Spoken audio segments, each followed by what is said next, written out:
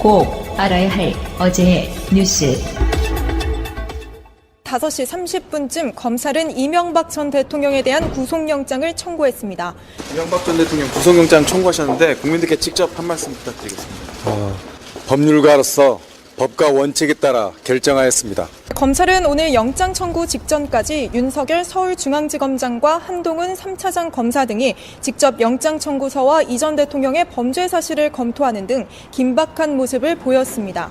구속영장 청구서만 200쪽이 넘고 구속이 필요하다는 의견을 밝힌 의견서만 1000쪽에 달하는 것으로 파악됐습니다. 이에 앞서 문무일 검찰총장은 오늘 오후 박상기 법무부 장관을 찾아 구속 수사가 필요하다는 입장을 전달했고 박 장관 역시 구속의 필요성에 동의했다고 합니다. 범죄 혐의가 무거워 구속 수사가 필요하다는 수사팀의 의견을 적극 반영한 건데요.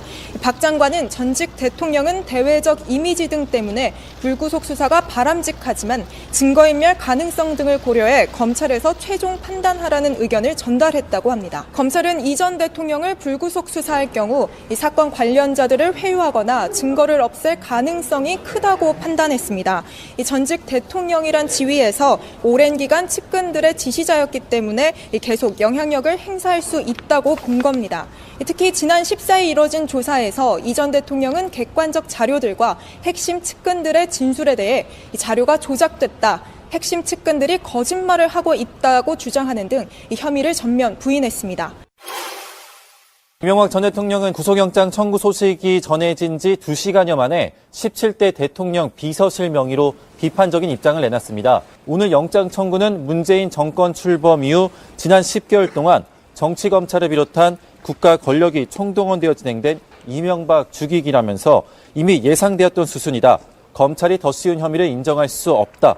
법정에서 진실을 밝히는 데 최선을 다하겠다는 내용입니다. 검찰은 오늘 서울구치소에 수감된 박근혜 전 대통령을 찾아갔습니다. 세월호 참사 당일인 2014년 4월 16일 당시 상황을 담은 상황 보고서가 사후 조작됐다는 의혹에 대해 조사하기 위해서입니다.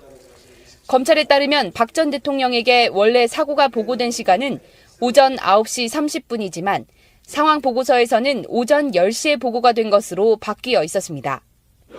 검찰은 이러한 사후 조작이 벌어진 것이 박 전 대통령을 비롯한 청와대의 부실한 초동 대응을 감추기 위한 것이라고 보고 있습니다.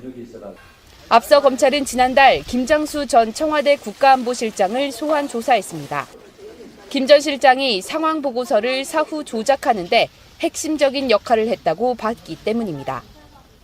또 김 전 실장의 후임인 김관진 전 실장의 주거지 등도 압수수색했습니다. 지난해 12월에는 국가기록원의 대통령 기록관을 압수수색하고 참사 현장 상황을 보고받았던 김석균 전 해경청장, 청와대 관저에 있던 이영선 전 경호관 등 70여 명을 불러 조사하기도 했습니다. 결국 오늘 세월호 7시간 30분 의혹의 정점에 있는 박 전 대통령을 조사하며 조사의 마무리 수순을 밟고 있다는 분석이 나옵니다. 방송 중간에 좋아요를 눌러주시면 새날팀들에게 큰 힘이 됩니다. 미리 감사합니다. 트위터가 진짜 언론입니다. 예, 새로운 한 주가 또 시작됐습니다. 자, 오늘 나오신 분들 소개를 해드릴게요. 마차님.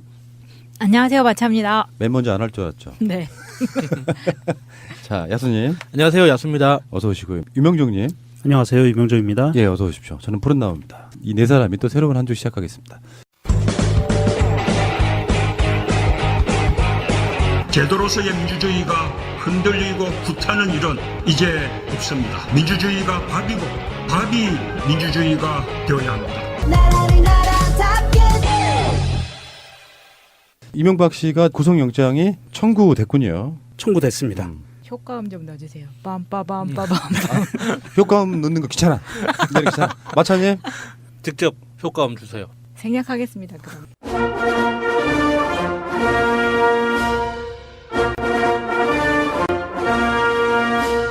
주말 동안 법리를 다 완성을 하고요. 기승전결 다 완성을 하고 그리고 법원에서도 더 이상 이것에 대해서 논란이 일어날 여지를 다 빼버린 상태로 완벽하게 맞추어서 오늘 구속영장 청구를 했을 거고요. 모든 법학자들이 대부분 이 구속영장이 발부된다는데 지금 무게를 싣고 있어요. 그렇기 때문에 이번 주 안에 드디어 포승줄에 묶인 모습을 볼 수 있을 것 같습니다. 특정 범죄 가중처벌법상의 뇌물 이게 제일 크고 특정 범죄 가중처벌법상의 횡령, 직권남용 권리행사 방해, 대통령 기록물법 위반 이렇게 혐의가 구속영장 청구의 이유인데요. 가중처벌된다는 게 진짜로 중요하거든요. 가중처벌되는 거. 보통 일반인들의 범죄보다 훨씬 더 중하게 다루는 범죄 중에 하나가 공무원 3급 이상이거나 강요를 했거나 뭐 이런 여러 가지 대통령이기 때문에 더 처벌받는 부분도 있고요. 대표적으로 그냥 폭력 사건 있잖아요. 가중처벌법이 이렇게 이해하시면 좋아요. 내가 야수님을 그냥 때리면 그냥 법에 적용을 받는데 단체로 때렸거나 무기를 들었거나 이런 것들을 하면 가중처벌됩니다. 그리고 절대 잊지 말아야 할 게 푸나님이 말씀하시는 그 범죄들은 이명박이 앞으로 처벌받게 될 기소될 정말 수백 건 중에 정말 발톱에 때만 하는 거예요. 이제 시작인 거죠. 구속영장을 신청한 이 범죄만 가지고 처벌하는 게 절대 아니라는 걸 잊어서는 안 됩니다. 그러니까 그거는 진짜 바둑영어 아다리가 딱 맞습니다. 했다고 말할 수도 없고 안 했다고 말할 수도 없는데 어차피 안 했다고 하면 구속영장 청구의 가장 중요한 요건이 돼버려요. 증거를 확실하게 갖고 있는데 법원 내에서도 마찬가지거든요. 구속영장을 청구하면서 청구의 이유를 이렇게 여러 가지 쓸 거 아니에요. 핵심으로 요약해서 판사가 봤을 때. 이런 증거는 확실한데 피의자는 아니라고 이야기를 하고 있어요. 아니라고 말하는 사람은 필연적으로 그 아니라는 걸 증명하기 위해서 밖에서 뭔 일인가를 해요. 그러니까 이명박이 딱 구속되는 순간에 아마도 모르긴 해도 한꺼번에 쏟아질 가능성이 높아요. 일단 갇히는 순간에. 이명박 비리의 빅뱅이 오는 거예요. 영장이 청구돼가지고 나오기까지 시간이 좀 걸리겠죠? 오늘 영장이 청구됐으니까 법원에는 이것도 신속하게 영장을 심사를 해야 될 의무가 있어요. 책무가. 그래서 이번 주 안으로는 가부의 그 판단을 끝낼 것 같습니다. 박근혜 같은 경우는 6일 뒤에 나왔고요. 그러니까 영장 청구한 지 6일 뒤에 구속영장이 발부가 됐고 노태우 같은 경우는 15일 뒤에 나오기도 했다 그래요. 그 당시에는. 지금하고 좀 많이 달라졌겠죠. 이명박 씨는 오늘이 월요일이니까 최소한 일주일 안에 논현동 자택을 떠나서 무상급식을 먹게 되는 그 상황에 놓일 것 같습니다. 남은 시간 동안 맛있는 거 많이 챙겨 먹어야겠네요. 그런 이야기 있었죠. 주말 동안에도 테니스 치었다고. 네. 그 테니스 치면서 2년 후에 보게 될 거라고 이야기를 했다고 알려졌죠. 네. 뭐지? 그러니까 그렇게 이야기를 했대요. 관례에 따라서 자기가 2년 정도면은 사면돼서 나올 거다라는 자신감의 발로인데 택도 없는 소리죠. 문재인 대통령은 절대 그런 일을 할 일이 없습니다. 새빨간 거짓말이에요. 난 그렇게 삶을 살아오지 않았습니다. 지난 주말을 겪으면서 여론을 계속 봤을 거라고 보고 금요일 날 새벽 5시에 구속되는 걸로 저는 믿고 있습니다. 역사에 큰 획을 또 하나 긋는 그런 주가 될 것 같습니다. 기대가 크고요.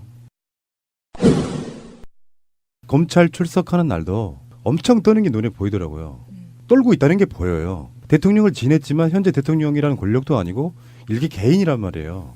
법적으로 보호받는 거는 전직 대통령이기 때문에 경호실에서 경호해 주는 것뿐이에요. 이명박이라고 하는 그 일개 개인인데 이 사람이 만약 여러분들은 그런 멘탈이 만들어지기 힘들겠지만 대통령이었다고 쳐봐요. 날마다 이명박의 비리가 터져 나와요. 방송만 틀면 본인 입장에서는 엄청나게 떨고 있을 거 아니에요. 그 떨고 있는 가운데 검찰에 출석해서 사실상 다 내가 한 게 아니다. 10만 달러 제외하고는 뭐 그런 식으로 했던 상황인데 지금도 언론에서 나오는 보도 중에 저는 3분의 2는 검찰이 적당하게 언론에 어레인지 해준 거라고 봅니다. 그런 것들이 다 조사 대상자 중에 하나였다는 거죠. 그중에 지금 최근에 나왔던 게 1차적으로 이 이야기는 나왔었어요. 뭐 작전명, 뭐 데이비드슨 연어 이런 건데 그게 사실상 검찰에 의해서 확인되는 과정 중에 하나인 것 같아요. 그중에 제일 분노한 게 국정원 대북 공작 비걸로 바다 이야기를 그렇게 캐고 다녔대요. 2012년 4월 총선이면은 박근혜 정권이 그 해에 12월 달에 대선에서 박근혜가 당선되는 바로 그런 시기인데 그 전에 4월 달에 총선이 있었죠. 그 총선 때 바다 이야기 관련해 갖고 필리핀에 거주했던 관련자를 국내에 송환해 가지고 노무현 대통령과의 관련성을 폭로하고 추모 분위기를 꺾자는 의도에서 이 공작을 했는데 조사를 했더니 관련성이 전혀 드러나지 않았다. 그래서 왜 가끔씩 우리 방송에 최민희 의원이나 김현 의원 이런 분들이 나와갖고 하는 말 있잖아요. 우리가 뭔가가 있었으면 진작 털렸을 거라는 게 바로 이런 얘기거든요. 털어도 사건의 관련성, 개연성이 안 나오니까 무혐의에 넘어가는 거예요. 그러니까 이 바다 이야기라는 이름을 중심으로 해서 만들어졌던 조작에 의해서 가장 큰 피해자 중에 한 명이 명계남 씨잖아요.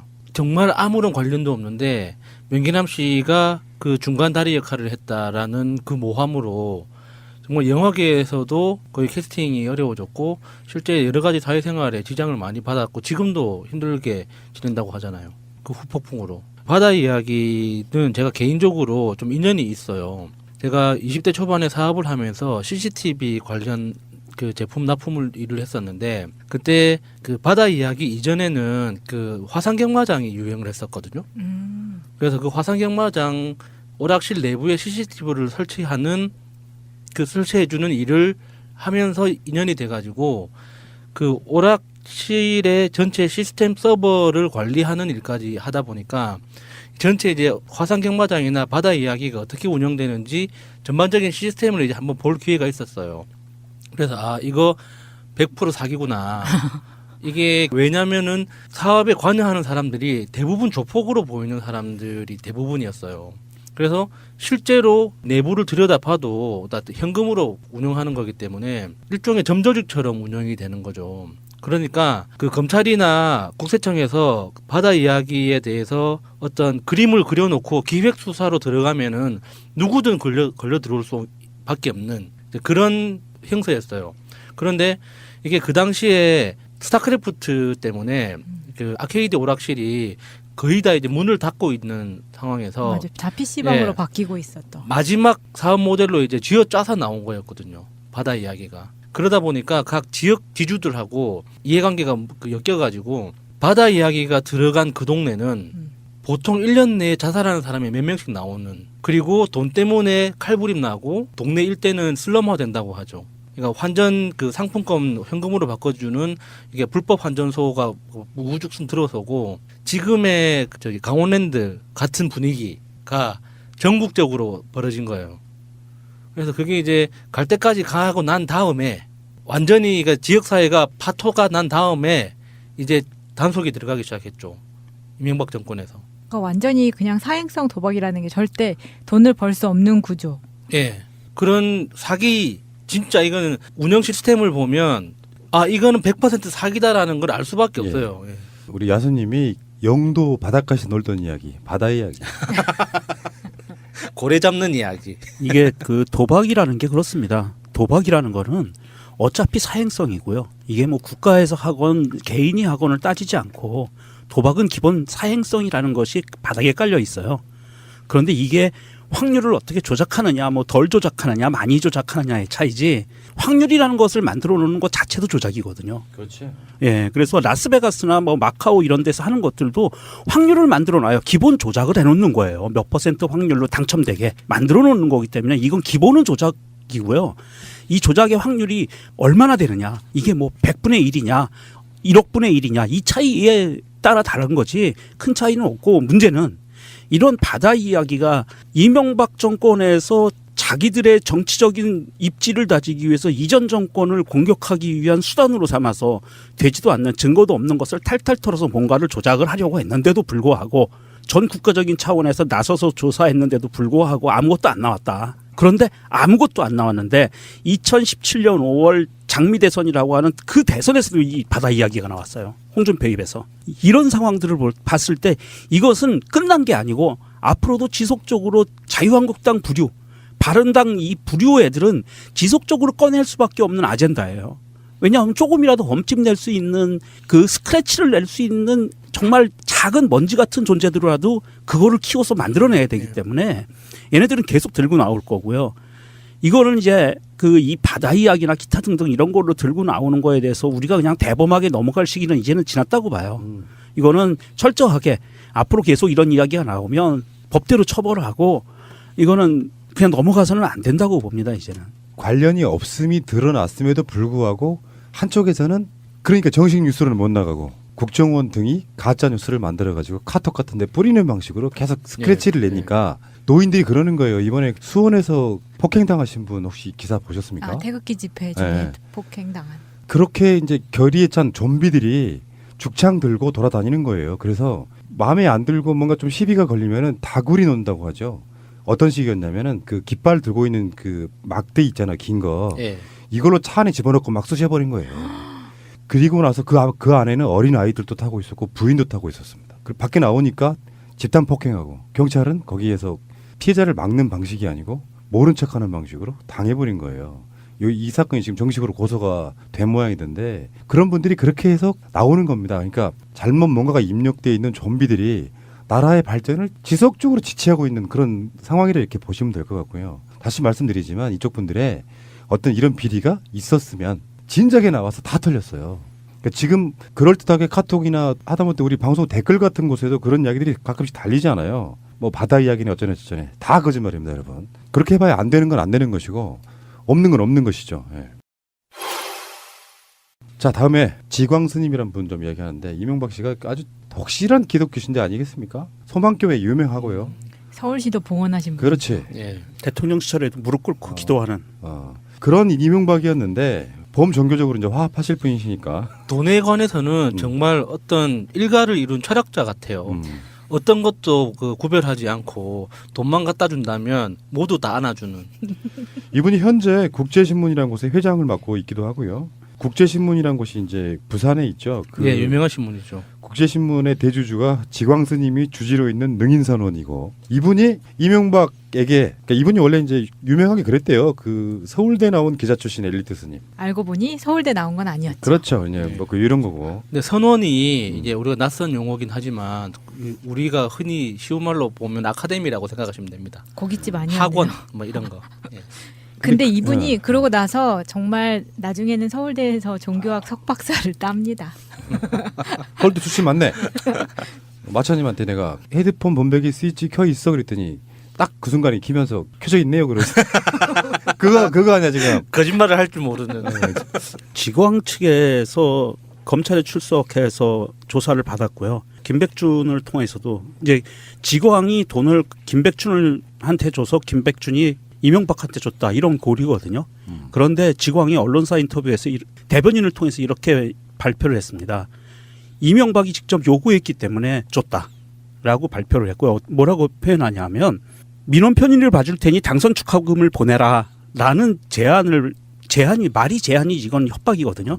제안을 받고 2억 원을 김백준을 통해서 보낸 거라고 지금 지광 측에서는 얘기를 하고 있어요. 그리고 지광 측에서는 이것을 검찰에 출두해서 다 얘기했을 거고요. 그리고 김백준도 이거에 대해서 실토를 했기 때문에 다른 거는 다 몰라도 또 요거 한 건만 갖고도 이거는 뇌물을 내지는 협박, 공갈 협박 뭐 기타 등등 들어갈 수 있을 것 같아요. 지금 나오고 있는 것 중에는 이명박이 가장 어려운 부분이 그거죠. 김백준, 김희중 이런 사람들이 대부분 다 알고 있을 거 아니에요. 직접 가서 뇌물 받지도 않으니까. 그러니까 검찰에 가서 김백준이 어디까지 털어놨는지를 모르니까 불안한 거야. 그런데 이번에 김백준이 그걸 털어놓으니까 검찰이 지광 스님을 여기 님자 붙일 이유가 없잖아요. 지광스.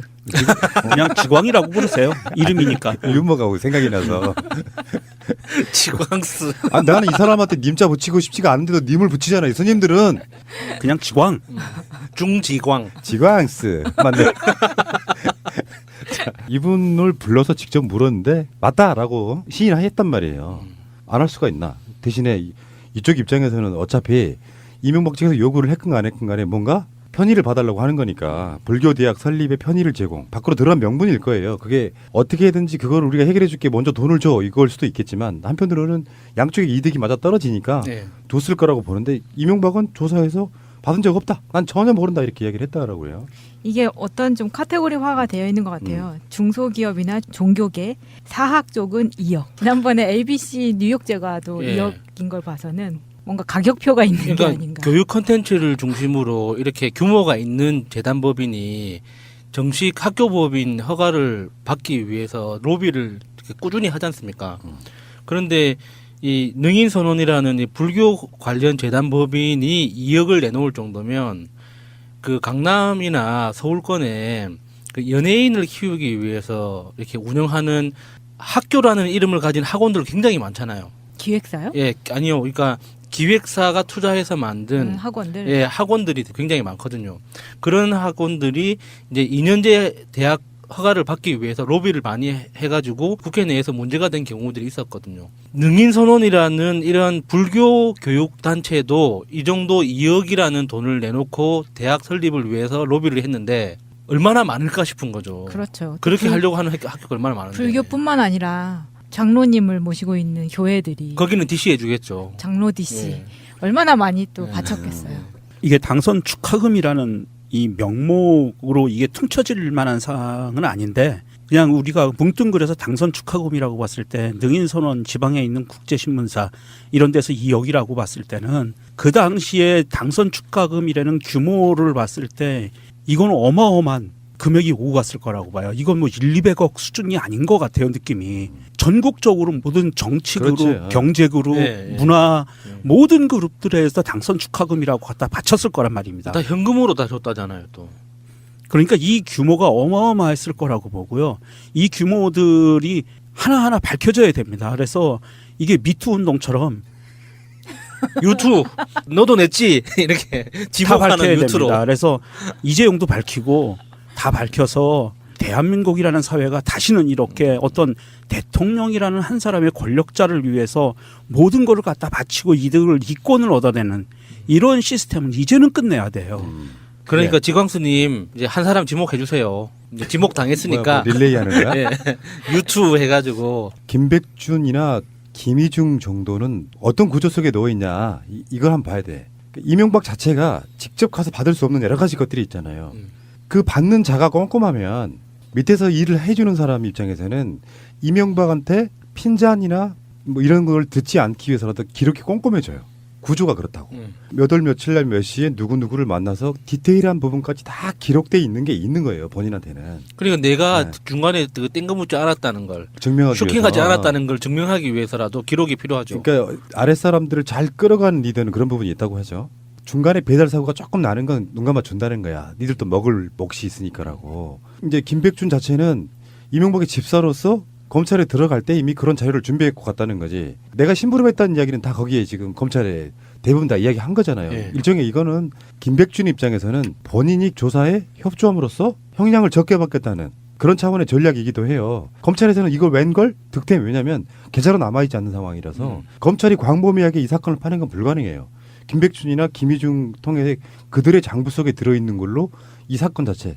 김백준 자체가 이명박하고 감정이 좀 심해가지고 이명박을 모함하기 위해서 진술을 할 수도 있잖아요. 그러니까 김백준이 한 진술이 사실인 걸 물어보기 위해서는 지광스를 부릅니다. 그래서 지광스가 네, 맞아 지광스. 이거 어떻게 알았지? 하고 인정하게 되는 그런 구조에 있는 거예요. 근데 그거를 이명박도 검찰 출두하기 전까지 수개월 동안 언론 보도가 있었으니까 각종의 것들을 기억을 더듬어내면서 사건이 대비를 해왔을 거란 말이에요. 근데 이런 것들은 생각지도 못한 것들이 불쑥 튀어나오는 거라고 저는 보거든요. 근데 아니라고 또 이야기했다는 거잖아. 뭐라고 뭐 인정하겠습니까? 이명박은 자기한테 오는 질문 중에 단 하나만 예스라고 하는 순간 그냥 다 끝나버리는데 뭘 인정하겠어요. 당연히 감안해야죠. 그 정도의 부정은. 예, 알겠고요. 잠시 후에 다시 오겠습니다. 일부 정치 검찰 자기 할 일을 해야지 이 역사적인 순간에 어설프게 끼어들면 국민으로부터 큰 저항을 받습니다. 검찰이 도곡동 땅의 진짜 주인은 따로 있다고 했습니다. 땅판 돈에서 매달 수천만 원씩 현찰이 빠져나갔는데 그 돈이 어디로 갔는지 의문이라고 합니다. 뭐 여러분, 뭐 도곡땅이 어떠다고요? BBK가 어떠가요? 새빨간 거짓말입니다, 여러분. 저는 그러한 삶을 살아오지 않았습니다, 여러분. 누가 나에게 돌을 던질 수 있습니까, 여러분? 예, 상품 드리는 이벤트 하겠습니다. 이번 주의 상품은요.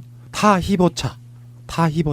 전에 우리가 한번 방송으로 내드린 적 있죠. 신이 주신 선물이란 뜻의 브라질어가 뭔지 아세요? 타히보. 그렇지. 그래서 그 아마존 지역에서 자생하는 신비의 나무 타히보. 이 나무의 껍질.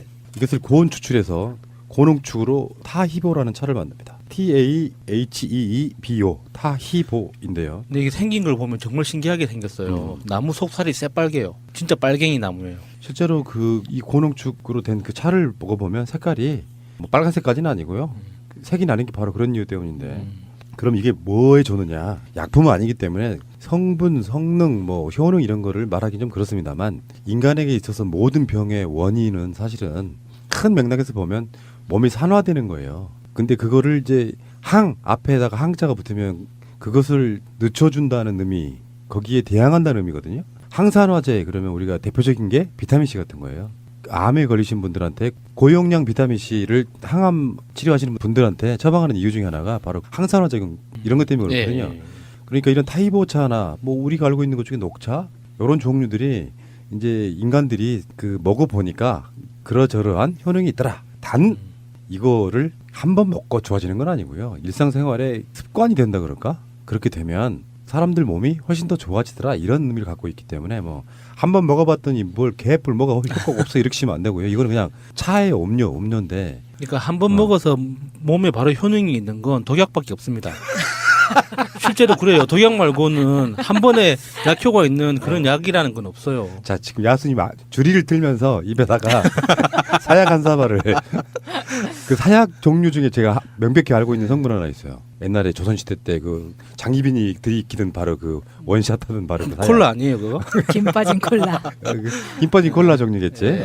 거기에 그 할미꽃 뿌리도 들어간다고 알고 있거든요. 할미꽃의 뿌리가 독성이 강하대요. 뭐 그런 것들을 여러 개 모아가지고 그냥 먹이면 바로 어쨌건 얘기가 좀 셌는데 정반대로 세월을 거스르는 건 사실 불가능합니다. 근데 제가 지난 봄부터 한 거의 1년 가까이 고용량 비타민C 먹어봤거든요.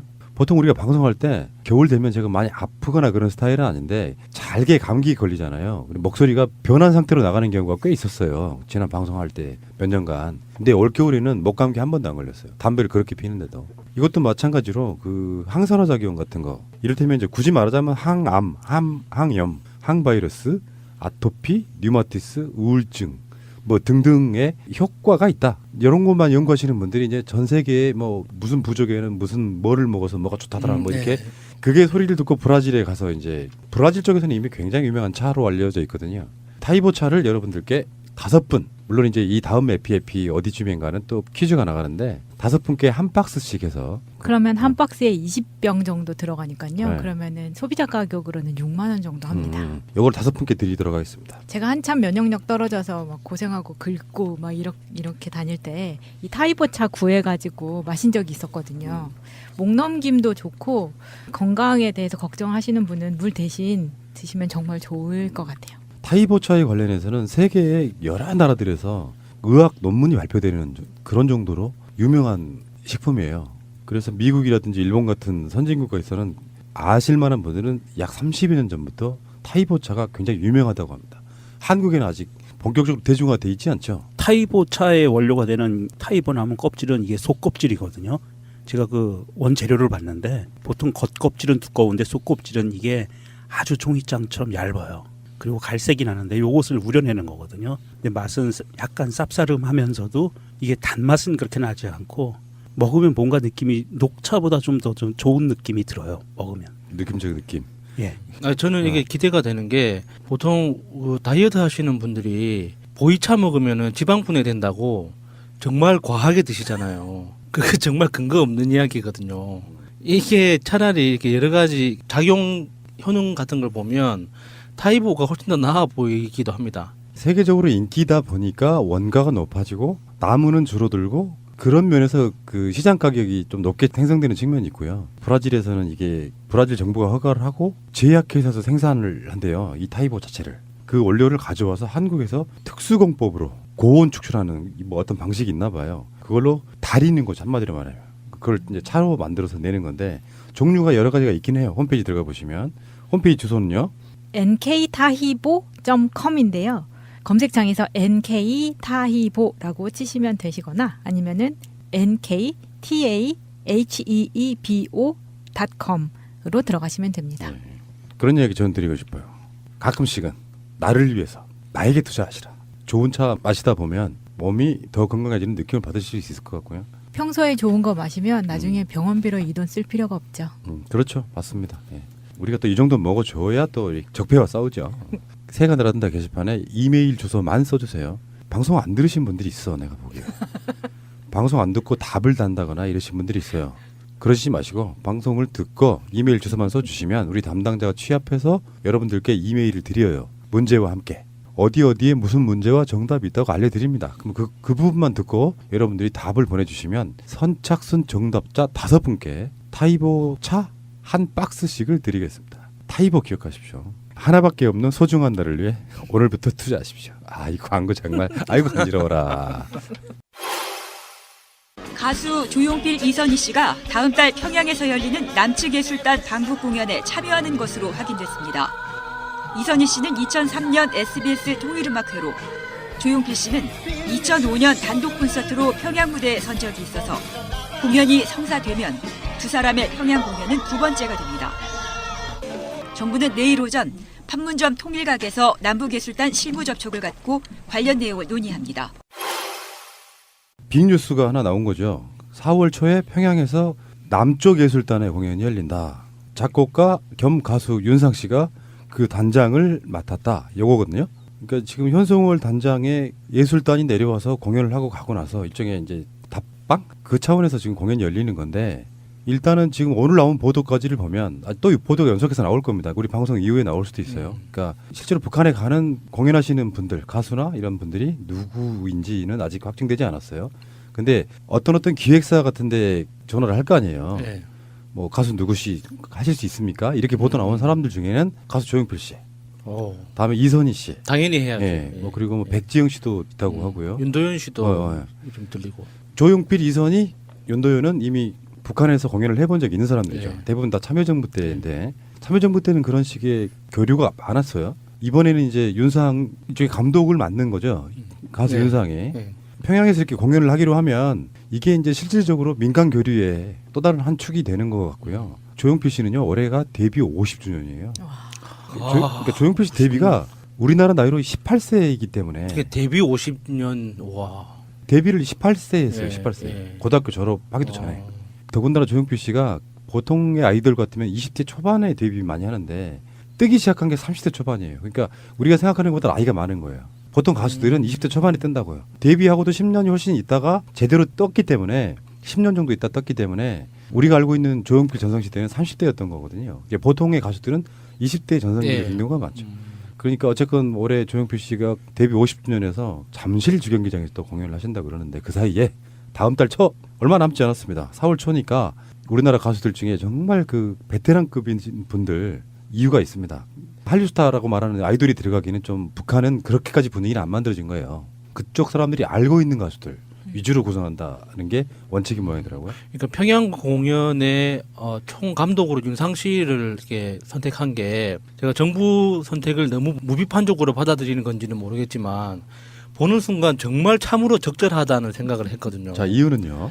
이게 대한민국 연예계나 대중예술계에 영향을 미치는 걸로 치면 사실 SM 엔터테인먼트나 YG의 수장을 선택을 해서 총감독을 맡겨도 전혀 어색하지 않아요. 그런데 이제 그게 장기적으로 봤을 때 너무 상업적으로 흐를 우려가 있고 여러 가지 순수한 의도가 이렇게 좀 흐려질 위험이 있어서 다른 사람들을 이렇게 찾아봤을 텐데 거기에 그 윤상 씨가 가지고 있는 우리나라에서의 입지라고 해야 되나? 비슷한 기여를 한 사람 중에는 윤종신 씨도 있잖아요. 맞아요. 예. 그런데 윤종신 씨보다는 이미지로 보나 어떤 그동안 해왔던 어떤 그 기록으로 보나 굉장히 이게 순수하게 어떤 행사의 취지를 집중할 사람이라고 보여지는 거죠. 윤상 씨가. 윤상이 작곡한 노래들 많아요. 여러분 다 아시는 보랏빛 향기. 우리가 알고 있는 이병열차 안에서 김민우가 불렀던 얼마 전에 돌아가신 분 황치훈의 추억 속의 그대. 뭐 이런 노래들을 작곡하신 분이고요. 가수 겸 작곡가 뭐 이렇게 부르면 될 것 같고 그 저번에 우리가 북한에서 오신 분들 인터뷰를 해보면 제2얘기 같은 노래는 그냥 일상적으로 불린대요. 그러니까 그만큼 북한이 한국 음악을 라디오를 통해 가지고 굉장히 많이 받아들이는 가운데 우리가 보통 한류 그러면 일본이나 중국 같은데 또는 뭐 유럽이나 미국 같은데 보면 지금 케이팝 위주로 알려져 있지만 북한에서 한류는 현재 80년대, 90년대, 2000년대 정도의 음악들이 북한에서 유행하고 있다. 삼지연 악단이 이번에 와서 공연할 때도 보면 북한 노래 부르면 객석에 반응이 없어요. 왜냐하면 모르는 노래거든. 근데 아는 노래가 나오면 박수치잖아요. 뭐 그런 효과가 있는 거죠. 그럼 이번 공연에는 뭐 방탄소년단이나 엑소 같은 그룹은 가기 힘들겠네요. 갈 수는 있지만 사실요. 저 예전에 이선이나 조용필 씨 공연을 이렇게 영상으로 보면 모르는 노래가 나오면 일단 공연을 만약 2시간 한다고 쳐요. 그중에 한 30분은 조용해요. 그냥 뭔 노래 부르는지 저게 노래 잘 부르는지 못 부르는지도 몰라. 그러다가 아는 노래 불러주고 북한 노래 불러주고 하면 분위기가 떠. 그다음부터는 모르는 노래가 나와도 박수 쳐요. 근데 이제 아이돌 가수들 같은 음악은 북한 분들이 아직 랩을 따라하기는 좀 안타깝네요. 정말 제일 좋은 걸 주고 싶은데. 그래도 몰래 다 듣고 알고 있다고 하지 않나요? 뭐 소녀시대는 되게 유명하다고 하더라고요. 소녀시대 같은 아이돌 중에서도 고창급에 속하는 그런 분들은 이제 어느 정도 알려져 있고. 자, 이 와중에 윤상의 정북 논란이 있어가지고 윤상 씨의 정북 논란 이야기 잠깐만 할게요. 논란이라 할 것도 없고 그냥 무식한 것들이 가짜뉴스 퍼뜨린 건데 방자경이라고 중국 분인가요? 이름이 왜 이러지? 나라사랑 바른 학부모 실천 모임이라고 하는 분의 트위터에 이렇게 썼어요. 문보궐 정권은 잠깐만요. 문재인 대통령이 보궐 대선으로 당선됐다 뭐 이런 개념으로 지금 조롱하는 거죠. 네, 문보궐 정권은 반 대한민국 세력들과 한 편을 먹는다. 윤상 씨라면 김일성 찬양가 임을 위한 행진곡을 작곡한 간첩 윤희상. 5.18 광주 폭동 핵심으로 보상금 받고 월북한 대동고 출신 윤기권. 김일성이 북한에서 만든 5.18 영화의 주인공 윤상원. 이들 중 누구와 가까운 집안입니까? 연병하네 진짜. 일단 윤상 씨의 본명은 이 씨예요. 이윤상이에요. 아니 그리고 여기에 나온 그 팩트들이 다 틀렸어요. 팩트가 아닌 완전 이거는 99.999가 아니고 이건 200% 가짜 뉴스예요. 가짜 뉴스라는 이름을 붙여주기에 좀 부끄러워요. 그냥 헛소리예요, 그냥. 임을 위한 행진곡은 일단 윤희상이 작곡한 게 아니고요. 김종률 씨가 작곡하고 백기환 선생이 작사한 것으로 알려진 그런 노래고요. 일단 틀렸잖아요. 그리고 뒤에 나머지 나와 있는 것도 다 거짓말입니다. 지금 윤상 씨가 예술 감독이 내정이 되니까 윤상 씨를 까기 위해서 뭔가를 들이댔지만 팩트가 맞는 게 단 한 가지도 없는 이런 상태로 지금. 그러니까 이런 공연의 단장을 맡으면 정북으로 까버리는 거예요. 정말 비열한 거죠. 예. 근데 이런 식의 윤희상이라던가 뭐 월북한 대동고 출신 윤기권이라던가 이렇게 팩트하고 소설을 적절하게 섞어서 지금 돌아다니는 가짜 뉴스가 정말 많더라고요. 그게 이런 데서 나왔다는 게 보여주는 일부분인 것 같아요. 삼지연 악단 공연할 때 마지막에 서현 씨 나왔잖아요. 소녀시대. 이때도 서현도 정북이다 이런 식으로. 얘네들 어떻게 하면 좋니? 왜냐하면은 미국도 지금 북한 김정은을 만나고 싶어하는 트럼프가 있는데 종북이네. 종북이잖아. 그러면 저 북한 여행하려고 준비하고 있는 저도 종북인가요? 종북이지. 아, 예, 받아들이겠습니다. 이 사람들 그냥 평생 북한 싫어하면서 그냥 사세요. 바라지도 않아 뭐가 바뀌기를. 단 미국도 등 돌렸고요. 북한과 만나면 다 종북이야. 그러니까 대안이 없는 거예요. 대안이. 야, 이런 사람들은 진짜 실제로 북한 사람 만나면 그 자리에서 오줌 싸겠네요. 무서워가지고 막. 이승만 때부터 지금까지 북한 빨갱이론에 의해서 잡혀가고 다치고 죽고 한 사람들이 수도 없이 많아요. 정권 유지를 위한 목적으로 뭐 옛날에는 종북이라는 표현 안 썼고 친북이라는 표현 많이 썼죠. 친북. 예, 예. 친북 또는 빨갱이 간첩으로 몰아서 지금까지 탄압해오면서 정권을 유지해왔던 자들이 이런 논리대로라면 그냥 트럼프부터 종북이라고 시위를 하십시오. 미국 대사관 앞에 가서 트럼프가 왜 북한 김정은을 만나냐라고 시위를 예. 하면서 트럼프 탄핵을 주장하는 게 맞죠. 그렇죠. 뭐 트럼프를 공산주의자라고 이렇게 고발해야죠. 이 사람들이 추종하는 그 반신반인이 있잖아요. 박정희 7.4남북 공동성명했거든요. 종북이네. 종북이 아니라 이건 매국노예요. 김일성한테 나라를 바치려고 했던 매국노. 그리고 박근혜는 구구절절 김정인한테 연애편지 쓴 적도 있잖아. 박근혜도 아련해. 박근혜는 뭔 관계였을까? 플라토닉 러브. 그건 아니야. 보세요. 이런 얘기를 하면 안 돼. 러브. 박근혜가 어쨌든 간에 박근혜도 종북이고 심지어 이명박도 천안함 사건을 북한이 한 것처럼 해달라고 또 돈을 주려고 했다는 정북이네. 씨. 봉투로 이렇게 쭉 공손하게. 이분들 굉장히 그 결연한 의지와 함께 일본은 찬양하고 북한은 싫어하는 대표적인 세뇌되어 있는 그런 대표적인 세력인데 정말 일고의 가치도 없지만 정말 이건 너무 저질이지 않아요? 아니 요즘은 그 아베가 또 북한하고 정상회담을 되는데 그럼 아베도 종북이네. 종북이죠. 네. 국민일보에서는 그 기사가 났는데요. 제목이 이렇게 나왔습니다. 성을 보니 윤상은 종북이라고 하는 보수 활동과 트윗이 부른 대참사. 아니 뭐 그렇게까지 띄워줘요. 대참사. 쟤네들의 그 인식 수준이 어느 정도인지를 보여주는 이거 대참사인 거예요, 정말. 이 사람들은 지금 일종의 좀비 같은 거예요. 좀비. 뭐 돈 받고 뭔가를 하는 게 아니라면 좀비 같은 거죠. 머릿속에 칩 하나가 입력돼 있는데 트럼프도 김정은을 만난다고요. 근데 무슨 성조기 들고 나왔고 지랄이세요. 아직까지 그 사람들 머릿속에는 80년대 만화 영화 있잖아요. 또리 장군 보면 북한 사람들은 머리가 돼지로 돼 있잖아요. 그 팔다리는 있지만 머리가 돼지로 돼 있는 그런 사람으로 등장하는데 아직까지 그렇게 생각하고 있는 것 같아요. 어쨌건 윤상 씨하고 현성울 단장이 이제 20일 날 만난답니다. 판문점에서. 만나가지고 서로 간에 어떤 이야기를 하겠죠. 현성울은 이제 정반대 위치가 되는 거죠. 북한에서 공연을 하게끔 준비해주는 역할을 하고, 윤상 감독은 이제 이러이러한 라인업으로 공연을 하고 싶은데 어떻겠느냐, 또는 이런 공연에는 이러이러한 게 필요하다, 이런 식의 있을 것 같고, 실제로 조용필 씨가 한국에서 했던 공연을 평양에서 직접 가져가서 한다 그러면요, 깜짝 놀랄걸요. 같이 가시나요? 생각 중에 있는데 제가 방송이 바빠가지고 뭐 혼자 가시라고 말씀드리고, 잠시 후에 다시 오겠습니다. 이명박과 박근혜의 패거리들, 남아있는 찌끄러기들 이야기 좀 할게요. 자유한국당과 바른미래당이 사실 거기에 섞여 있는 거죠. 이런 게 있습니다. 안철수가 정치인으로서의 품성이 정말 나빠요. 제가 느끼긴 그래요. 유승민하고 연대는 없다라고 밝혔었거든요. 대선 때. 안철수의 말이에요, 말. 근데 사실은 밖으로 드러나지 않았지만 연대를 하려고 접촉이 있었다? 이게 알려진 사실이 있거든요. 안철수의 시건이고 사실은 의도적인 거짓말일 수도 있고, 굉장히 간교한 형태로 진화하고 있는지는 모르겠는데 아직도 말투는 순진하잖아요. 내가 MB 아파트입니까 하는 그 말투만 순진한데 그런 정치를 하고 있는데, 최근에 이런 이야기가 있었던 거예요. 홍준표가 한 말입니다. 안철수는 절대 못 나옵니다. 나온다면 한참 떨어지는 3등이지요. 정치적으로 자멸할 겁니다. 제가 출마할까봐 무섭다는 표현으로 받아들였습니다. 똑같아. 그만 좀 괴롭히십시오. 근데 굉장히 중요한 함의를 갖고 있다는 거예요. 홍준표 입장에서는 지금 바른미래당의 일정 정도 지지율을 잠식하는 게 있잖아요. 그게 미미할지라도. 그러니까 바른미래당을 죽여놔야 되는 의미에서 별것도 없어, 뭐 얘네들이 나와봐야 뭔 소용이 있겠냐, 뭐 이런 식의 이야기를 하는데, 안철수가 답하기를 제가 출마할까봐 무섭다는 표현으로 받아들였다는 말로 끝났다는 거야, 말의 워딩이. 이전에는 지금까지는 자유한국당과 지방선거 연대는 없다라고 계속 선을 긋던 사람이에요.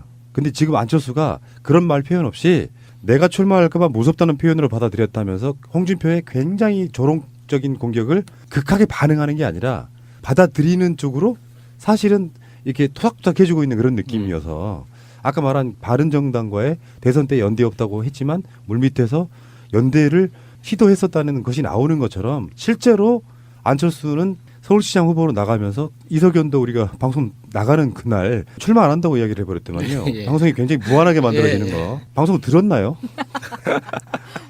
뭐 그런 상황이다 보니까 안철수의 미묘한 변화로 감지되는 게 진짜로 연대하는 거 아니냐, 이런 식의 지금 추측이 나오고 있는 거죠. 이러다가 안철수가 인재영입 위원장으로 활동하면서 마지막 인재로 자기 자신을 추천하는 건 아닐까 하는 걱정이 되네요. 충분히 개연성 있다고 봅니다. 셀프 추천. 근데 어차피 후보 단일화 논의는 위에 올라갔어요, 지금 현실적으로. 김성태부터 이렇게 말했거든요. 보수 결집을 위해서 바른미래당과 연대해야 된다라고 강조를 하고 있어요. 홍준표는 한편으로는 강하게 나가고 무시 전략으로 나가고, 실무적인 선에서는 연대하지 않으면 공멸이라는 의식이 있단 말이에요. 그 와중에 홍준표가 했던 이야기를 잠깐 곱씹어 보려고 그래요. 이거는 지금 우리 방송에도 그런 이야기 했었죠. 그 지방선거에서 사실상 대구 경북만 제외하고 나머지는 사실은 전략공천에 가까워지고 있다고, 사람이 없다 보니까. 그러면서 이제 옛날에 공천했던 이야기를 제가 해줘요. 현역 국회의원일 때 동대문에 내가 지역위원장일 때부터 시작해서 공천에 관련해서 누군가가 와서 돈을 들고 찾아왔는데 바로 탈락시켰다, 이렇게. 나는 사실 이 말 못 믿겠거든요. 그 국회 특수활동비, 원내 대책비도 갖다가 부인 주시는 분 아니에요, 이분이. 근데 뭐 자기가 얼마나 깨끗한 사람이라고 20억 주겠다는 사람 집 앞에 새벽부터 찾아왔더니 바로 그날 이 사람 공천 심사에 탈락시켜 버렸다고? 그래서 좀 그 타이밍을 잘못 잡아서 밀렸겠죠, 순서에서. 그럴 수 있지. 네, 그러니까 탈락시킨 거죠. 이미 공천 내정자가 있는데. 그러면 30억 낸 사람이 있는데 라고 추정합니다. 이 사람이 한 말 중에 이런 게 있어요. 이 사람들은 정치 보복 프레임으로 갔잖아요. 정치 보복이 아니라는 걸 지가 인정하는 워딩이 있어요. 지금 MB 수사하는 것을 보라. 세상에 비밀이 없습니다. 지금은 가족도 못 믿는 세상이 돼버렸습니다. 평생 집사 노릇하던 사람들이 등을 돌렸습니다. 박근혜 수사를 보십시오. 수족처럼 부리던 애들이 등을 돌립니다. 지금 세상에 믿을 만한 사람은 나 자신밖에 없습니다. 이렇게 얘기했다잖아. 그러면 이명박의 범죄성을 인정하는 거잖아요. 그러면서 밖으로는 정치 보복을 이야기하고 있어. 아니, 내가 범죄를 하는데 주위 사람을 못 믿겠으니까 나 자신만 믿어야 된다, 지금 이런 얘기잖아요. 그 일종의 삶의 진실 같은 거죠. 나 자신을 믿어라. 이 얘기는 지금 굉장히 가장 열받아 있는 사람은 김윤옥이 아닐까. 사회도 그렇고 이명박도 그렇고 다 김윤옥이 받은 것만 인정을 했잖아요. 아 그러고 보니까 요즘에 떠오르고 있는 것 중에 부산의 LCT 비리처럼 네. 서울에서도 엄청난 비리가 하나 있었던만요. 바이시티. 그 코스트코 앞에 있는 화물 터미널 있어요, 양재동에. 그 부지에 굉장히 큰 쇼핑몰, 복합 쇼핑몰이 들어오는 그거 관련이죠. 그 비리 구조가 LCT랑 거의 비슷하다는. 네, 비슷하죠. 예. 63 빌딩도 시티라고 그러잖아요. 63 시티. 예. 규모가 엄청 큰 거예요. 예. 하나의 도시가 형성될 정도로. 근데 거기 인허가 관련해 갖고 사실상 처벌받은 사람이 우리가 알고 있는 왕차관 박영준 정도가 처벌받았는데 그 후로 최근에 그 관련돼서 박영준과 함께 처벌받았던 모 인사는 이명박한테 보고된 사안이다. 이명박 관련이 있다. 이명박과 만났다는 얘기까지 나오고 있거든요. 그런 정도의 비리 구조를 갖고 있는 거죠. 들어간 돈의 절반만 남았다. 근데 그 날라간 돈이 어디로 갔는지 아무도 모르고 있다. 뭐 대략의 얼개는 그 정도입니다. 이팔성하고도 네. 연관이 있는데요. 그 이팔성이 우리은행 그 회장으로 있었을 때 5천억을 불법 대출 받아서 그중 3천억이 어디론가로 사라져버린 사건이었죠. 오마이갓. 정말 대단하신 분이다. 무엇이든지 닥치는 대로 먹는 괴물 하나 있죠. 먹개비. 아 그런 거 말고 할리우드 영화에 나오는데 그런 괴물이 하나 있었는데 닥치는 대로 다 그냥 먹어버리는 괴물. 불가사리라고 하죠. 불가사리 말고 또 있었는데 우리나라 말 말고 외국어로 돼 있는 게 하나 있는데 내 기억에 아시는 분은 댓글. 근데 진짜 그런 구조인 것 같죠. 누구 말대로는 이명박은 돈 벌려고 당선됐다는 말이 진짜로 맞는 말 같죠. 네. 도대체 이 사람은 뭘까요? 그리고 다 부정해. 진짜 이명박 돈은 어디가 있을까? 영포 빌딩 지하를 파보면 나오지 않을까? 창고 말고 그 창고 지하에? 글쎄 한국은 위험해서 한국 안에 두지는 않았을 것 같은데요. 안 그러면 그 명동을 그냥 통째로 매입을 한 건가요? 이명박이 직접 받지 못하니까 누군가는 그거를 대행해주는 관리인들이 있단 말이죠. 관리인 중에 2명은 이미 검찰 조사를 받거나 구속됐거나 했고 그리고 나머지 돈들은 규모가 워낙에 크기 때문에 혼자는 못해요. 자기가 움직일 수 있는 그렇죠. 한계가 있기 때문에. 그래서 그게 지금까지 모아진 돈들을 어떻게 했을까? 일설에 의하면 이명박이 돈만 모은 건 아니라고 해요. 김유찬 전 비서의 이야기 들어보면 한 달에 기자들한테 4천만 원씩 썼대요. 술 거나하게 사주고. 그러니까 나쁜 보도가 나갈 수가 없죠. 그러니까 돈도 많이 썼던 거지. 가오 잡는 거 하나만큼 기가 막혔다고 하니까요. 그럼 자기 식구들한테만 그렇게 짜게 굴고 그렇지. 자기가 잘 보여야 될 사람들한테는 정말 제대로 썼네요. 그게 한 달에 4천만 원이 10년 전 이야기예요. 10년, 15년 전 이야기.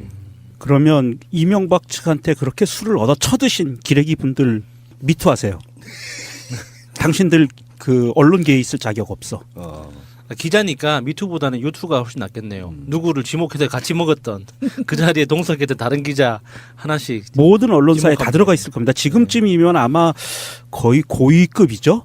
10년 전이니까 각 언론사의 고위급에 들어가 있는 인사들 중에 이명박으로부터 술 얻어 쳐드신 분들 자수하세요. 그리고 빨리 그만두세요. 그게 민족을 위하는 길입니다. 일단 다 토해내시고요. 그렇죠.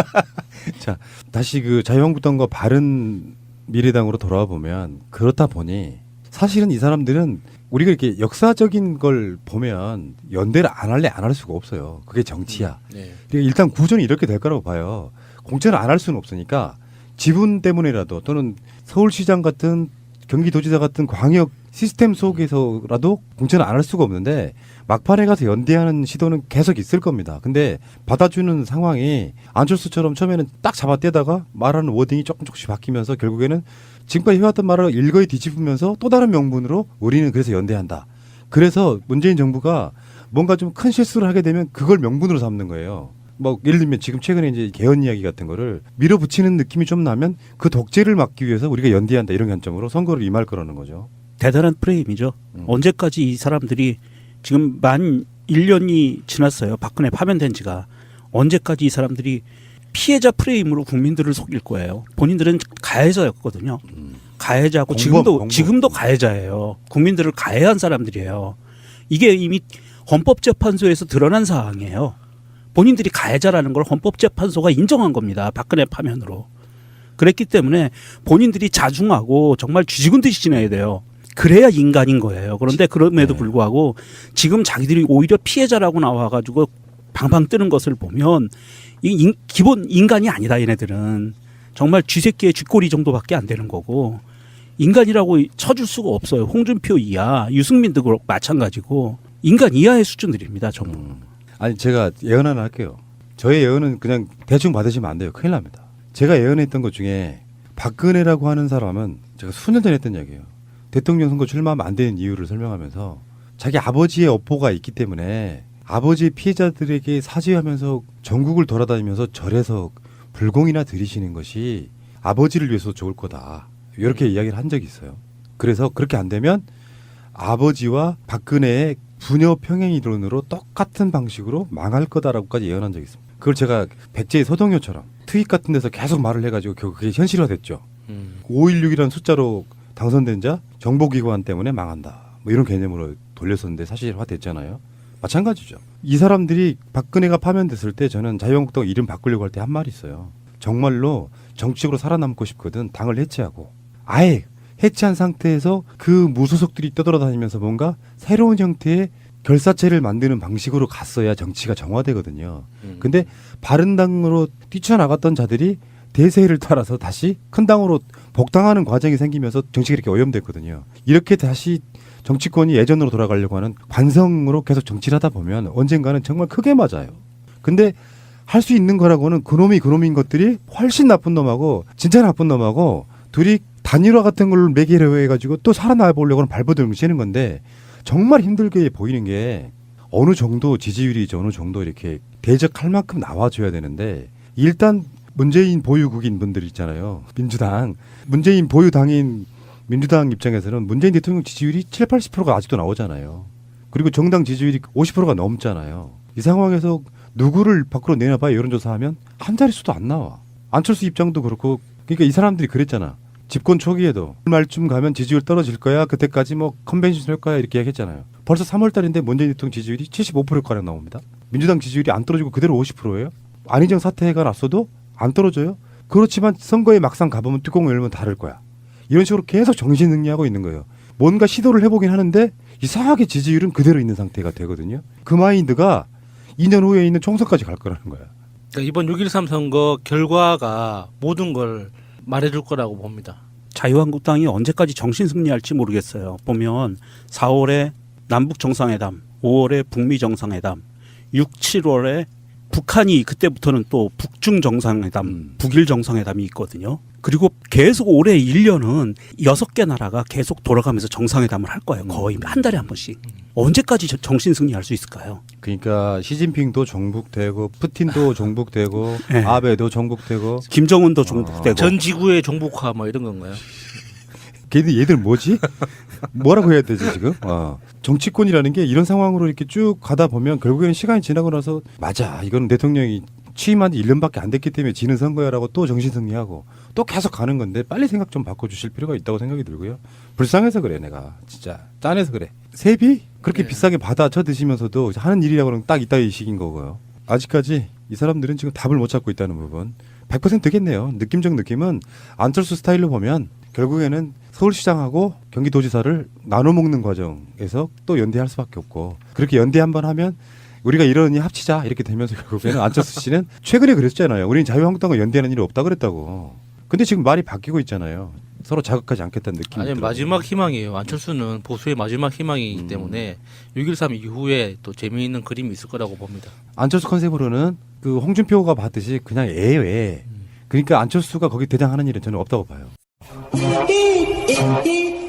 어떤 것도 그 구별하지 않고 돈만 갖다 준다면 모두 다 안아주는.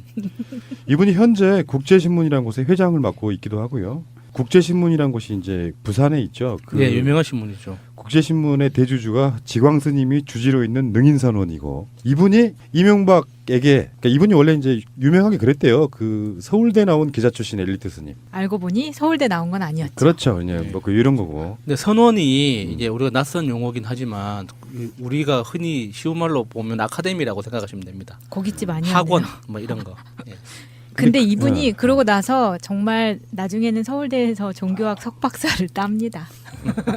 서울대 출신 맞네.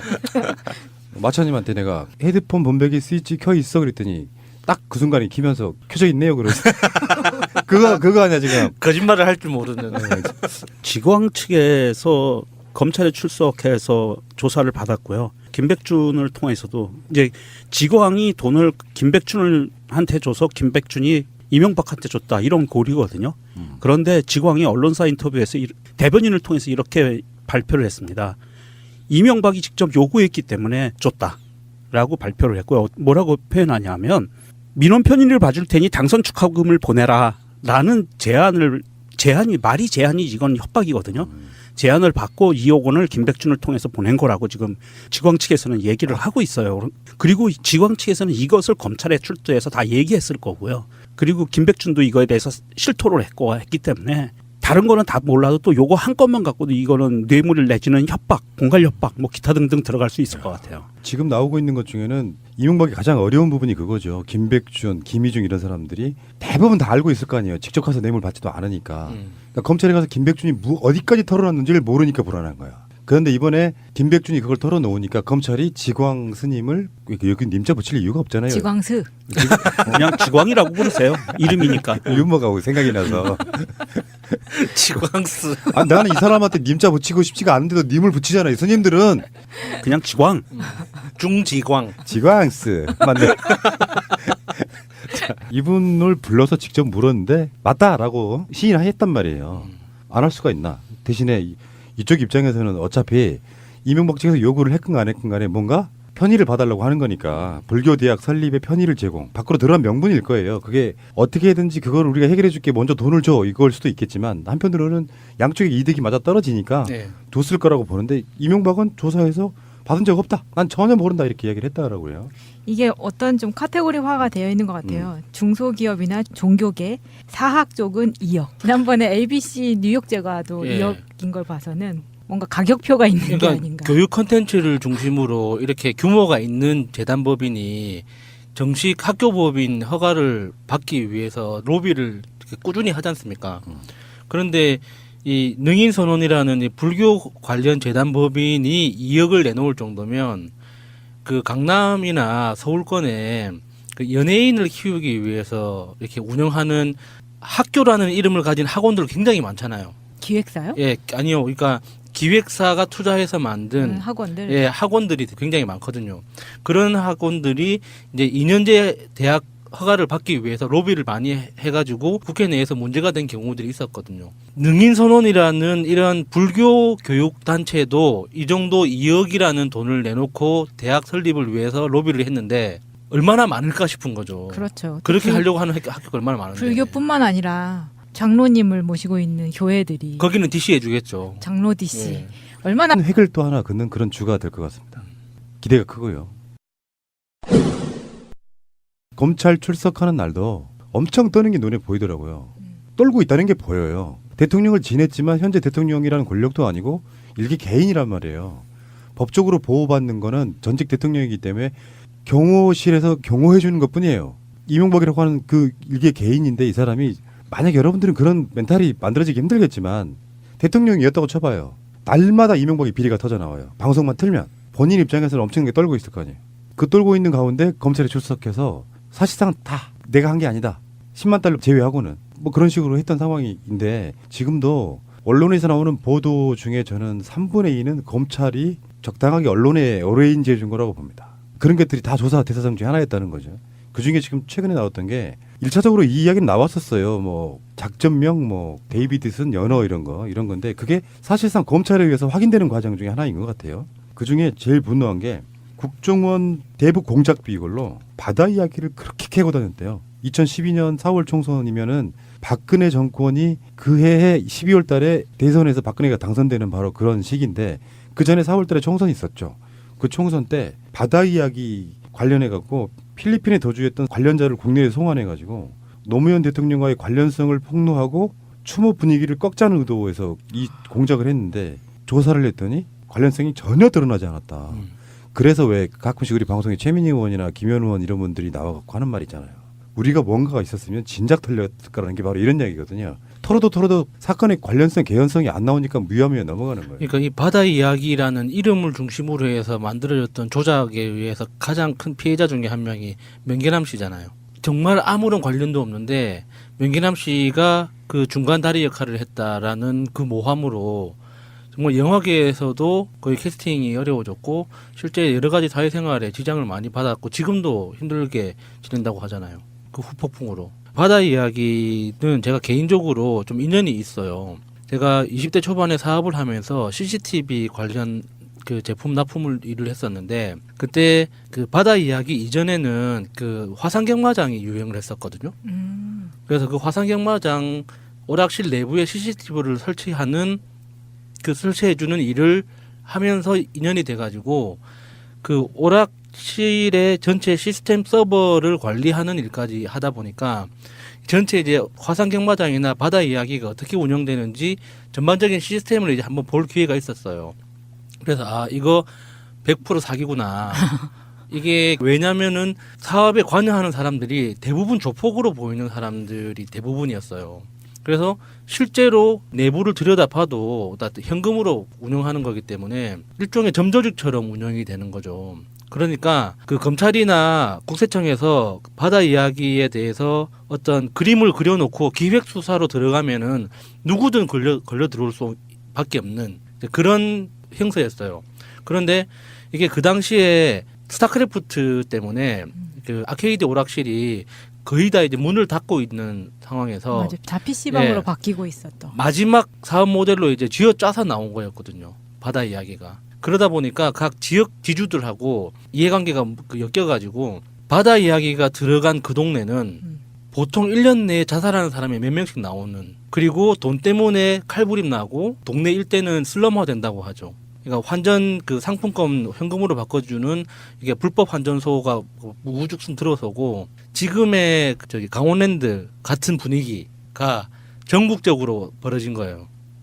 그래서 그게 이제 갈 때까지 가고 난 다음에 완전히 그러니까 지역사회가 파토가 난 다음에 이제 단속이 들어가기 시작했죠.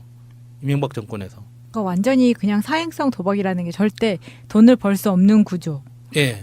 그런 사기, 진짜 이거는 운영 시스템을 보면 이거는 100% 사기다라는 걸 알 수밖에 없어요. 예. 우리 야수님이 영도 바닷가에서 놀던 이야기, 바다 이야기. 고래 잡는 이야기. 이게 그 도박이라는 게 그렇습니다. 도박이라는 거는 어차피 사행성이고요. 이게 뭐 국가에서 하건 개인이 하건을 따지지 않고 도박은 기본 사행성이라는 것이 바닥에 깔려 있어요.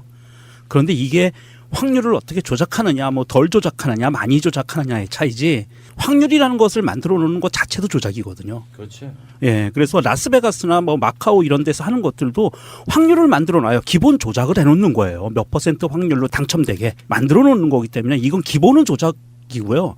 이 조작의 확률이 얼마나 되느냐, 이게 뭐 100분의 1이냐, 1억분의 1이냐, 이 차이에 따라 다른 거지 큰 차이는 없고, 문제는 이런 바다 이야기가 이명박 정권에서 자기들의 정치적인 입지를 다지기 위해서 이전 정권을 공격하기 위한 수단으로 삼아서 되지도 않는, 증거도 없는 것을 탈탈 털어서 뭔가를 조작을 하려고 했는데도 불구하고, 전 국가적인 차원에서 나서서 조사했는데도 불구하고 아무것도 안 나왔다. 그런데 아무것도 안 나왔는데 2017년 5월 장미 대선이라고 하는 그 대선에서도 이 바다 이야기가 나왔어요. 홍준표 입에서.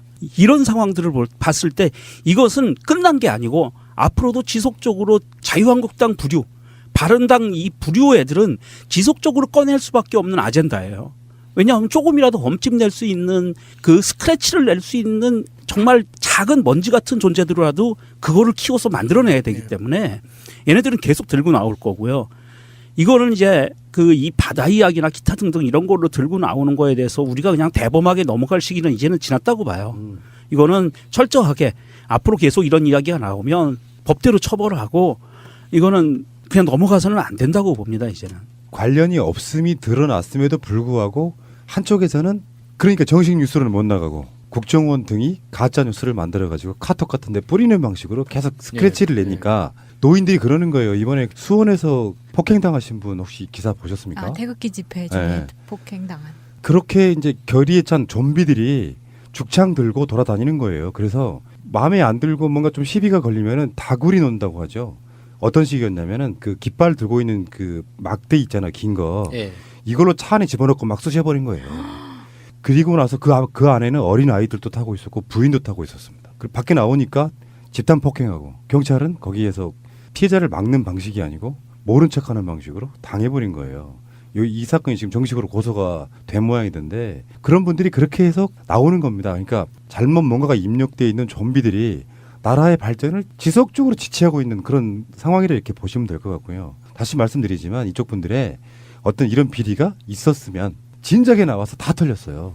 그러니까 지금 그럴듯하게 카톡이나 하다못해 우리 방송 댓글 같은 곳에도 그런 이야기들이 가끔씩 달리잖아요. 뭐 바다 이야기는 어쩌네 저쩌네. 다 거짓말입니다, 여러분. 그렇게 해봐야 안 되는 건 안 되는 것이고 없는 건 없는 것이죠. 예. 자, 다음에 지광스님이란 분 좀 이야기하는데 이명박 씨가 아주 덕실한 기독교 신자 아니겠습니까? 소망교회 유명하고요. 서울시도 봉헌하신 분. 그렇지. 예. 대통령 시절에도 무릎 꿇고 기도하는 그런 이명박이었는데 범종교적으로 이제 화합하실 분이시니까. 돈에 관해서는 정말 어떤 일가를 이룬 철학자 같아요. 야수님. 안녕하세요, 야수입니다. 어서 오시고요. 유명종님. 안녕하세요, 유명종입니다. 예, 어서 오십시오. 저는 푸른나무입니다. 이 네 사람이 또 새로운 한 주 시작하겠습니다. 제도로서의 민주주의가 흔들리고 구타는 일은 이제 없습니다. 민주주의가 밥이고 밥이 민주주의가 되어야 합니다. 이명박 씨가 구속영장이 청구됐군요. 청구됐습니다. 효과음 좀 넣어주세요. 빰빠밤빠밤. 효과음 넣는 거 귀찮아. 귀찮아. 마차님. 직접 효과음 주세요. 생략하겠습니다. 그럼.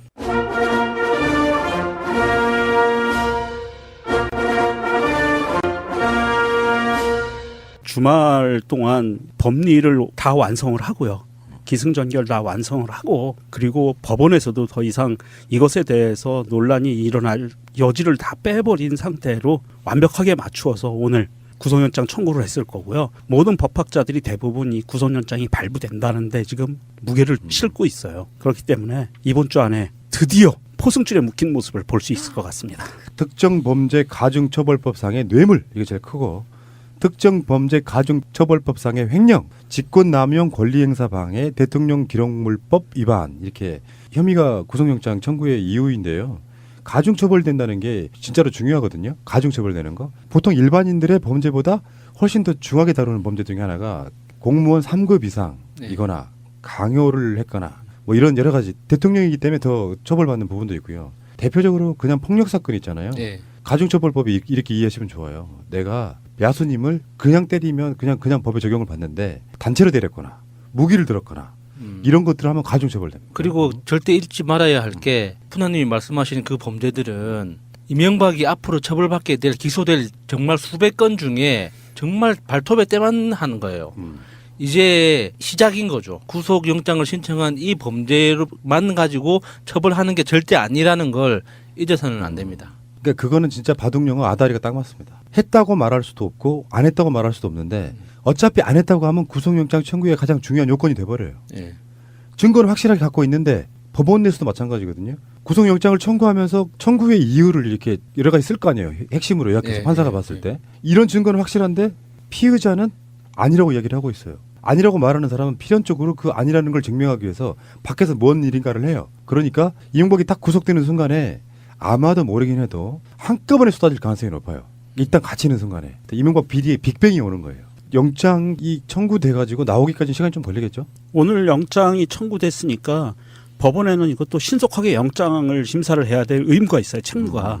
그래서 이번 주 안으로는 가부로의 그 판단을 끝낼 것 같습니다. 박근혜 같은 경우는 6일 뒤에 나왔고요. 그러니까 영장 청구한 지 6일 뒤에 구속영장이 발부가 됐고 노태우 같은 경우는 15일 뒤에 나오기도 했다 그래요. 그 당시에는. 지금하고 좀 많이 달라졌겠죠. 네. 이명박 씨는 오늘이 월요일이니까 최소한 일주일 안에 논현동 자택을 떠나서 무상급식을 먹게 되는 그 상황에 놓일 것 같습니다. 남은 시간 동안 맛있는 거 많이 챙겨 먹어야겠네요. 그런 이야기 있었죠. 주말 동안에도 테니스 치었다고. 네. 그 테니스 치면서 2년 후에 보게 될 거라고 이야기를 했다고 알려졌죠. 예. 네. 뭐지? 그러니까 그렇게 이야기를 했대요. 관례에 따라서 자기가 2년 정도면은 사면돼서 나올 거다라는 자신감의 발로인데 택도 없는 소리죠. 문재인 대통령은 절대 그런 일을 할 일이 없습니다. 새빨간 거짓말이에요. 난 그렇게 삶을 살아오지 않았습니다. 지난 주말을 겪으면서 여론을 계속 봤을 거라고 보고 금요일 날 새벽 5시에 구속되는 걸로 저는 믿고 있습니다. 역사의 큰 꼭 알아야 할 어제의 뉴스. 5시 30분쯤 검찰은 이명박 전 대통령에 대한 구속영장을 청구했습니다. 이명박 전 대통령 구속영장 청구하셨는데 국민들께 직접 한 말씀 부탁드리겠습니다. 법률가로서 법과 원칙에 따라 결정하였습니다. 검찰은 오늘 영장 청구 직전까지 윤석열 서울중앙지검장과 한동훈 3차장 검사 등이 직접 영장 청구서와 이 전 대통령의 범죄 사실을 검토하는 등 긴박한 모습을 보였습니다. 구속영장 청구서만 200쪽이 넘고 구속이 필요하다는 의견을 밝힌 의견서만 1000쪽에 달하는 것으로 파악됐습니다. 이에 앞서 문무일 검찰총장은 오늘 오후 박상기 법무부 장관을 찾아 구속 수사가 필요하다는 입장을 전달했고 박 장관 역시 구속의 필요성에 동의했다고 합니다. 범죄 혐의가 무거워 구속 수사가 필요하다는 수사팀의 의견을 적극 반영한 건데요. 박 장관은 전직 대통령은 대외적 이미지 등 때문에 불구속 수사가 바람직하지만 증거인멸 가능성 등을 고려해 검찰에서 최종 판단하라는 의견을 전달했다고 합니다. 검찰은 이 전 대통령을 불구속 수사할 경우 이 사건 관련자들을 회유하거나 증거를 없앨 가능성이 크다고 판단했습니다. 이 전직 대통령이란 지위에서 오랜 기간 측근들의 지시자였기 때문에 계속 영향력을 행사할 수 있다고 본 겁니다. 특히 지난 14일 이뤄진 조사에서 이 전 대통령은 객관적 자료들과 핵심 측근들의 진술에 대해 이 자료가 조작됐다, 핵심 측근들이 거짓말을 하고 있다고 주장하는 등 이 혐의를 전면 부인했습니다. 이명박 전 대통령은 구속영장 청구 소식이 전해진 지 2시간여 만에 17대 대통령 비서실 명의로 비판적인 입장을 내놨습니다. 오늘 영장 청구는 문재인 정권 출범 이후 지난 10개월 동안 정치검찰을 비롯한 국가 권력이 총동원되어 진행된 이명박 죽이기라면서 이미 예상되었던 수순이다. 검찰이 더 쉬운 혐의를 인정할 수 없다. 법정에서 진실을 밝히는 데 최선을 다하겠다는 내용입니다. 검찰은 오늘 서울구치소에 수감된 박근혜 전 대통령을 찾아갔습니다. 세월호 참사 당일인 2014년 4월 16일 당시 상황을 담은 상황 보고서가 사후 조작됐다는 의혹에 대해 조사하기 위해서입니다. 검찰에 따르면 박 전 대통령에게 원래 사고가 보고된 시간은 오전 9시 30분이지만 상황 보고서에서는 오전 10시에 보고가 된 것으로 바뀌어 있었습니다. 검찰은 이러한 사후 조작이 벌어진 것이 박 전 대통령을 비롯한 청와대의 부실한 초동 대응을 감추기 위한 것이라고 보고 있습니다. 앞서 검찰은 지난달 김장수 전 청와대 국가안보실장을 소환 조사했습니다. 김 전 실장이 상황 보고서를 사후 조작하는데 핵심적인 역할을 했다고 봤기 때문입니다. 또 김 전 실장의 후임인 김관진 전 실장의 주거지 등도 압수수색했습니다. 지난해 12월에는 국가기록원의 대통령 기록관을 압수수색하고 참사 현장 상황을 보고받았던 김석균 전 해경청장, 청와대 관저에 있던 이영선 전 경호관 등 70여 명을 불러 조사하기도 했습니다. 결국 오늘 세월호 7시간 30분 의혹의 정점에 있는 박 전 대통령을 조사하며 조사의 마무리 수순을 밟고 있다는 분석이 나옵니다. 방송 중간에 좋아요를 눌러주시면 새날팀들에게 큰 힘이 됩니다. 미리 감사합니다. 트위터가 진짜 언론입니다. 예, 새로운 한 주가 또 시작됐습니다. 자, 오늘 나오신 분들 소개를 해드릴게요. 마차님. 안녕하세요, 마차입니다. 맨 먼저 안 할 줄 알았죠. 네. 자.